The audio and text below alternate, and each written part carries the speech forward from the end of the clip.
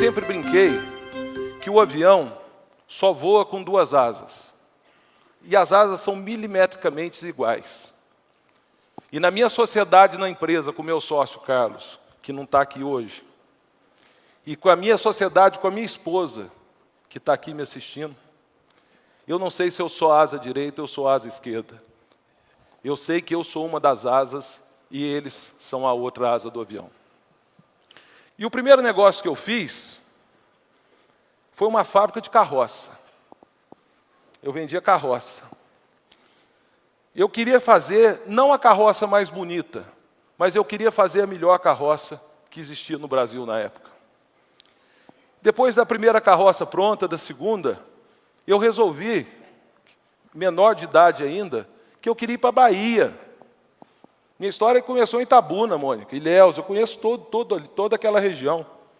E eu fui vender carroça, era essa carroça que eu fazia. Vocês olham, o pneu dela é de Volkswagen, o chassi dela era de ferro. Era uma carroça extremamente resistente e que quem comprasse teria carroça para a vida inteira.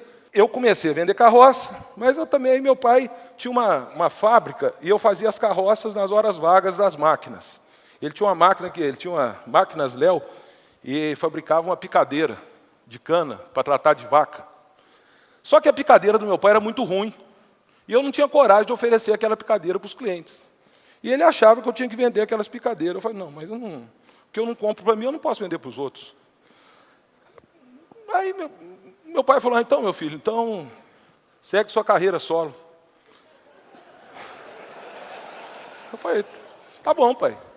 E aí eu fui atrás das melhores máquinas. E eu fui ser representante dessas máquinas. E aconteceu que em 1986, gente, o Brasil viveu uma euforia, só que foi voo de pato, aquele voo de um ano só. Né? E eu achei naquele momento que eu estava rico. Carro novo, pulseira de ouro.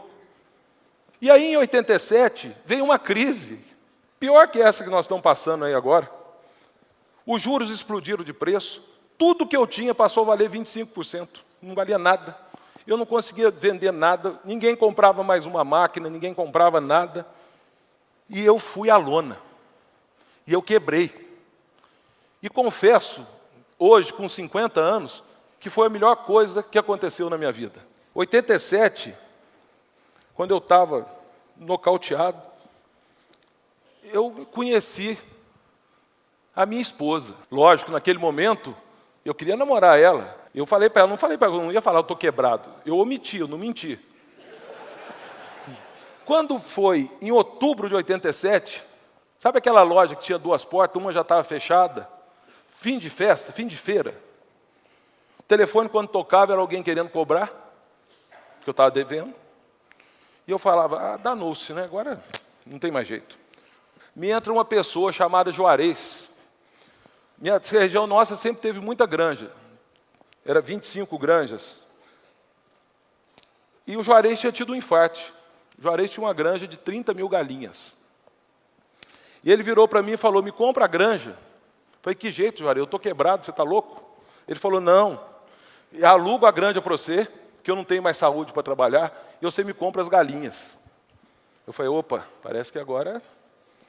E aí eu tinha um caminhão financiado no consórcio Rodobens, tinha um carnê dessa grossura, assim, que eu não contava quantas prestações faltavam para não desanimar. Eu só via o... E eu falei, eu tenho um caminhão, eu tenho um Uno aqui, financiado no Banco Fiat, eu te dou isso aí, vamos embora. Ele falou, vamos. E a conta que eu fiz, não teve business plan, né? Estratégia de negócio.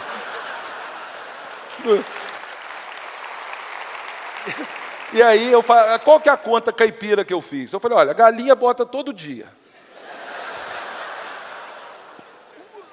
Na minha região, as pessoas mais bem-sucedidas eram tudo dono de granja. Se ela bota todo dia, eu vou ter dinheiro todo dia. Tendo dinheiro todo dia, eu vou acalmando os credores todo dia. Eu comecei, agora eu pago as contas, né? Trabalhava dia e noite, vamos e vai. Rogéria me ajudando, ela ajudava a classificar ovo, ajudava a carregar galinha, aquela confusão, tudo muito pequeno. Um dia, o gerente de um banco, danado, viu? Eu estava devendo esse banco, não tinha dinheiro para pagar. Ele ligou para o meu sogro.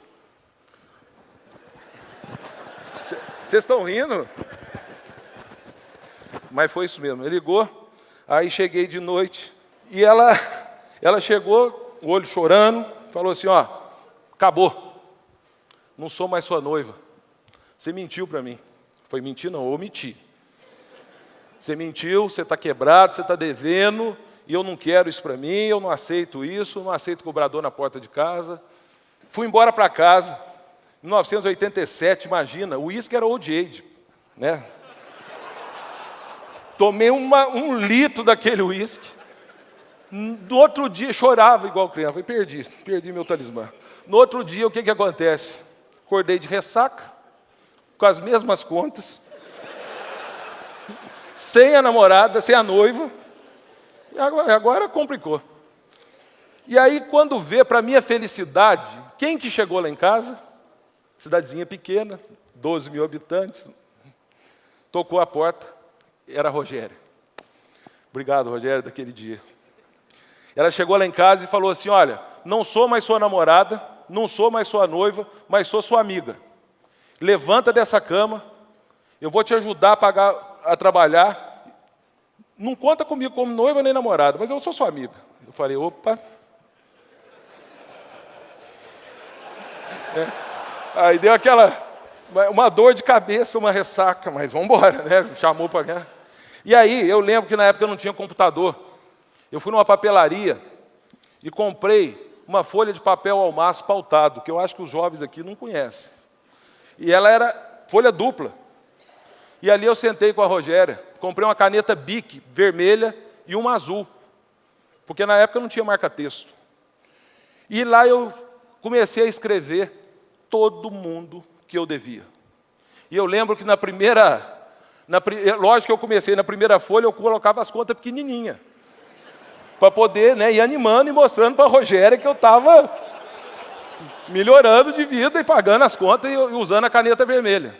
Eu lembro que a primeira lista da folha era uma coalhada no Bar do Galvão, que era na Rua 7. E aí eu fiz uma agenda de credores e eu ia com eles, ia pedindo ajuda, contando minha história. E assim eu fiz. Eu não tinha estoque de milho. Várias vezes eu dormia sem saber o que as 30 mil galinhas iam comer no outro dia. Deus foi tão bom para mim que as galinhas nunca deixaram de comer. Era para comer às 7, comia às 8h30, às 9, mas comia. E era uma coisa interessante. Eu tive 2 momentos muito difíceis da minha vida.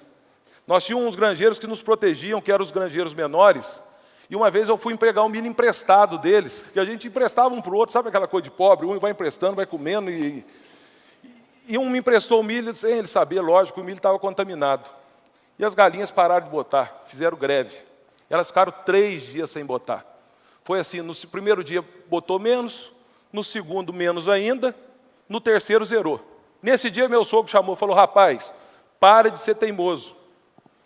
Vai vender essas galinhas por Horácio, que era o comprador de galinha, acaba com isso, agora o povo vai ter dó de você. E aí eu fui num granjeiro, que era o maior granjeiro da época, da cidade, e calcei minha cara, que eu era inimigo comercial dele. Falei assim, Pedrito, me arruma 6 mil quilos de ração pronta, que eu estou com um problema lá na granja, eu preciso ver se é um problema dentro da fábrica e tal. Foi veterinário do Brasil inteiro, não descobria. Pedrito me emprestou, as galinhas voltaram a botar, no segundo dia botou mais, no terceiro botou, e Deus foi tão bom, acho que Ele estava testando a minha fé, elas foram botando até mais do que elas precisavam ter botado. Então, ao longo de um mês, elas neutralizaram aquela perca dos 3 dias sem botar. Eu não podia perder um ovo, perdi 3 dias de produção. Venceu o salário dos funcionários, eu não tinha dinheiro para pagar. Em 31 anos, foi a primeira vez, e única, que eu me orgulho disso, que eu não tive dinheiro para pagar os funcionários. Na época devia ser uns 20. Reuni eles à tarde, falei, olha só, vocês estão vendo o que está acontecendo, eu não tenho dinheiro para pagar, mas quem precisar de alimento pode ir no supermercado Arco-Íris, quem precisar de farmácia pode ir na farmácia Nossa Senhora de Fátima, daqui uns 5, 6 dias eu consigo pagar vocês. A verdade gera confiança. E aí, veio 89, ano ímpar. Casei, paguei a minha última dívida. Eu lembro que a última dívida daquela folha de 4 páginas, era um acerto de carro, e eu tinha 2 correntes de ouro ainda. Eu falei, pelo amor de Deus, deixa eu te dar essas correntes de ouro aqui e acabar com isso. Ele falou, mas como é que nós vamos calcular o preço disso? Eu falei, é simples. Pesa na balança Filizola ali do supermercado. Mas e quanto custa a grama? Eu falei, pega o estado de São Paulo de ontem, vamos lá ver quanto custa a grama do ouro. Não tinha internet, não tinha nada, era retroativo. E ele aceitou. E ali eu paguei minha última conta, fui para casa aliviado.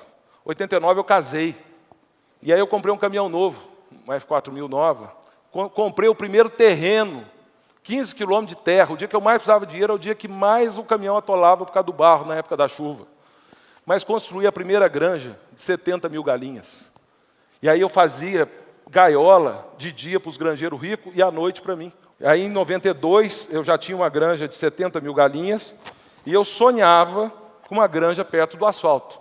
E aí fiz uma granja, beira do asfalto, 30 mil galinhas. E um dia eu chego, porque na parte da manhã eu ficava ajeitando as contas no banco, né?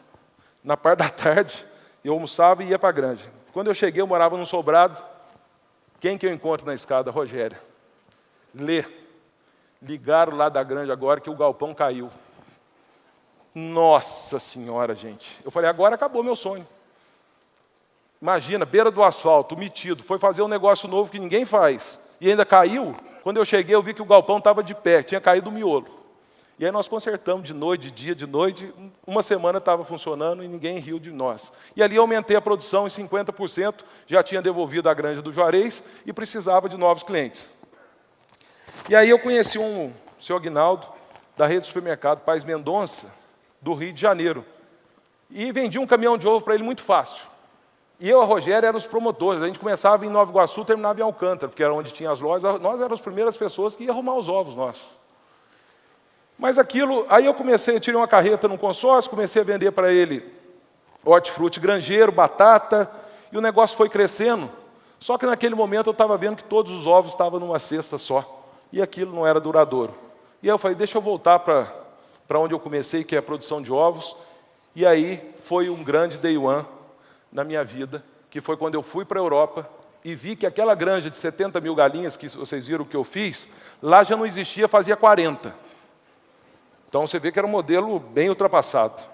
O galpão suspenso, que para o Brasil era o que tinha de mais moderno, eles estavam desmanchando lá e fazendo as primeiras granjas automatizadas.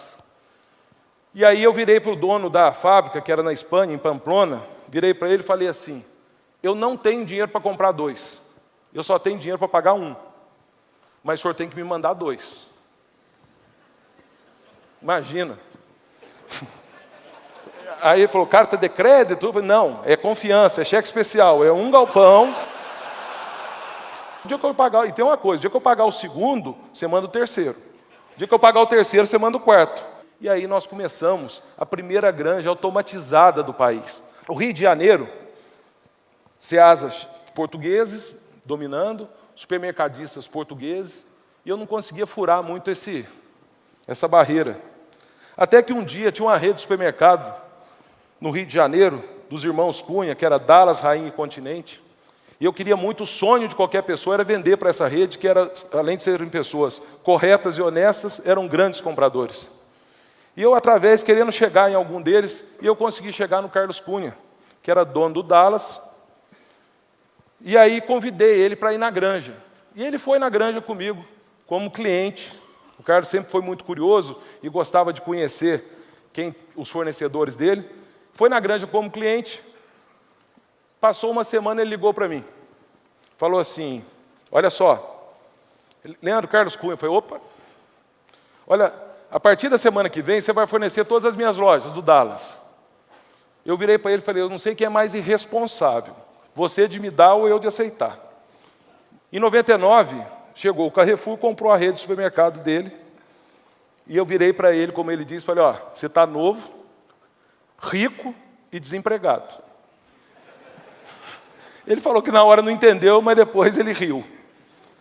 E eu falei assim, vamos vender ovo. Ele falou, eu vender ovo? Eu falei, ué, vamos junto. Junta a sua inteligência de conhecer o supermercado, conhecer cliente, junta a força de trabalho e a minha experiência, vamos fazer uma história junto. E aí nós começamos a maior granja do Brasil, a maior da América do Sul, a terceira da América Latina e a 12ª do mundo.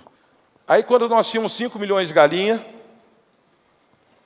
eu fui ver uma máquina, Zé Mauro e Raul estavam comigo. lá em Primavera do Leste, Mato Grosso. Cheguei lá um frio, julho, falei, rapaz, aqui é o lugar para fazer uma granja. E eu sempre queria ter uma granja no meio do milho, da soja. Cheguei, o Carlos estava viajando, quando ele chegou, eu falei, Carlos, eu sei que 5 milhões de galinhas já é muita galinha, né? É muito serviço, mas vamos fazer uma granja no Mato Grosso? Ele virou para mim e falou, você sabe dos meus planos. Eu não quero continuar morando no Brasil, mas eu sou seu parceiro. Se esse for seu sonho, eu vou sonhar esse sonho junto com você. E ele foi, gostou do lugar, e lá nós construímos o maior galinheiro do mundo. Essa é a nossa história. Primeira coisa, que eu acho que é o primeiro grande aprendizado que eu tive na minha vida, eu era novinho, devia ter uns 13 anos, eu vim aqui em São Paulo, pegar um tecido para minha mãe, numa fábrica aqui perto da Dutra. Quando eu escuto um barulho, era um helicóptero chegando. E aí eu virei para o porteiro dessa fábrica, que eu lembro que ele era um nordestino. Falei, moço, quem que é esse helicóptero? Ele virou e falou assim, é do dono. Eu virei para ele e falei assim, nossa, eu queria ser filho desse dono. Ele virou para mim e falou assim, menino, queira ser filho de ninguém não, queira ser você. Gratidão, para mim, é uma palavra-chave. Quero agradecer o meu sócio, que por motivo de saúde, ele não pôde estar aqui comigo. Ele está em Portugal se restabelecendo.